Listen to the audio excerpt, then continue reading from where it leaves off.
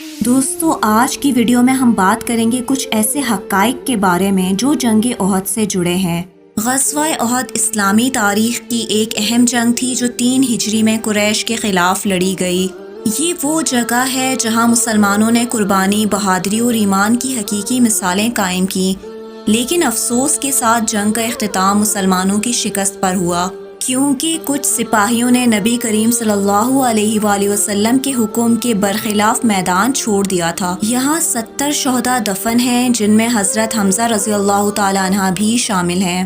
شہدائے احد کے لیے ایک مخصوص قبرستان بنایا گیا ہے جو آج بھی زائرین کے لیے کھلا ہے۔ یہ قبریں ہمیں اس وقت کے مجاہدین کی قربانیوں کی یاد دلاتی ہیں جنہوں نے دین اسلام کے لیے اپنی جانوں کا نذرانہ پیش کیا۔ سب سے زیادہ دلگیر واقعہ حضرت حمزہ رضی اللہ تعالیٰ عنہ کی شہادت کا ہے، جنہیں نبی کریم صلی اللہ علیہ وسلم نے سید الشہداء کا لقب دیا۔ نبی کریم صلی اللہ علیہ وآلہ وسلم کا احد پہاڑ کے ساتھ ایک خاص تعلق تھا۔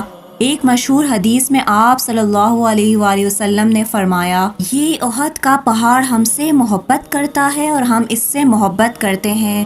اس حدیث سے پتہ چلتا ہے کہ اس پہاڑ کی نہ صرف تاریخی بلکہ روحانی اہمیت بھی ہے۔ ایک مشہور واقعہ ہے کہ جب نبی کریم صلی اللہ علیہ وآلہ وسلم حضرت ابو بکر صدیق رضی اللہ تعالیٰ عنہ، حضرت عمر رضی اللہ تعالیٰ عنہ اور حضرت عثمان رضی اللہ تعالیٰ عنہ کے ساتھ احد کے پہاڑ پر موجود تھے تو پہاڑ لرزنے لگا۔ نبی کریم صلی اللہ علیہ وآلہ وسلم نے فرمایا، احد ٹھہر جا، تجھ پر نبی، صدیق اور 2 شہید موجود ہیں۔ اس کے بعد پہاڑ ساکن ہو گیا۔ یہ واقعہ احد کی خصوصیت کو مزید نمایاں کرتا ہے۔ آج بھی جبل احد کو دیکھنے کے لیے دنیا بھر سے لوگ آتے ہیں۔ یہاں کی فضا میں ایک خاص روحانی سکون محسوس ہوتا ہے۔ زائرین یہاں شہدائے احد کی قبروں پر فاتحہ پڑھتے ہیں اور اپنے ایمان کو تازہ کرتے ہیں۔ احد پہاڑ صرف ایک تاریخی جگہ نہیں بلکہ مسلمانوں کے ایمان کی علامت بھی ہے۔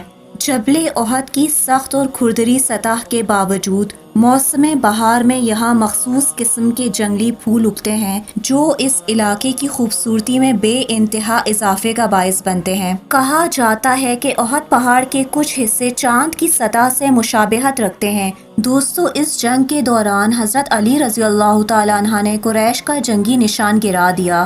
مشرکین کئی بار اسے دوبارہ اٹھانے کی کوشش کرتے رہے، لیکن حضرت علی اور دیگر صحابہ نے انہیں مسلسل ناکام کیا۔ یہ واقعہ مسلمانوں کی بہادری کی نشاندہی کرتا ہے۔ جنگ کے بعد نبی کریم صلی اللہ علیہ وآلہ وسلم نے شہدائے احد کو ان کے خون آلود کپڑوں میں ہی دفنانے کا حکم دیا اور انہیں غسل نہیں دیا گیا کیونکہ شہداء کے لیے یہ خاص شرف ہے۔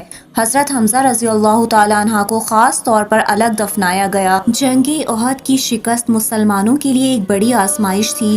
نبی کریم صلی اللہ علیہ وآلہ وسلم نے صحابہ کے دلوں میں اتحاد اور نظم و ضبط کی اہمیت کو اجاگر کیا۔ تیر اندازوں کی غلطی سے سبق لیتے ہوئے مستقبل کی جنگوں میں نبی کریم صلی اللہ علیہ وسلم نے سخت جنگی قواعد و ضوابط بنائے۔ جنگ احد کے بعد منافقین، جن کی قیادت عبداللہ بن ابی نے کی، مسلمانوں کی صفوں میں انتشار پیدا کرنے کی کوشش کرنے لگے۔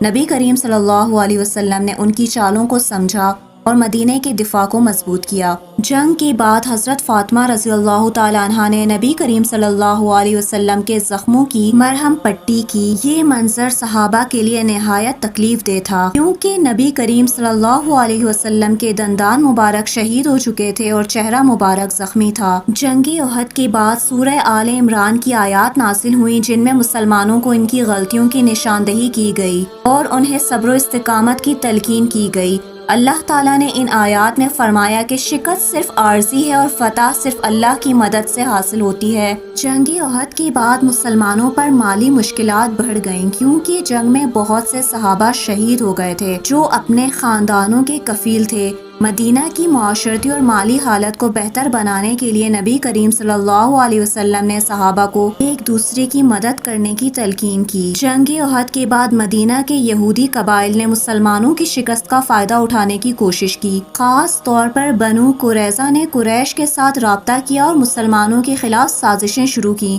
نبی کریم صلی اللہ علیہ وسلم نے ان کی حرکتوں پر نظر رکھی۔ جنگ احد کے بعد نبی کریم صلی اللہ علیہ وسلم نے شہداء کے لیے دعا کی اور مسلمانوں کو حوصلہ دیا۔ آپ صلی اللہ علیہ وسلم نے فرمایا، اللہ ہمیں ثابت قدمی عطا کرے اور ہمارے دشمنوں کے خلاف فتح دے۔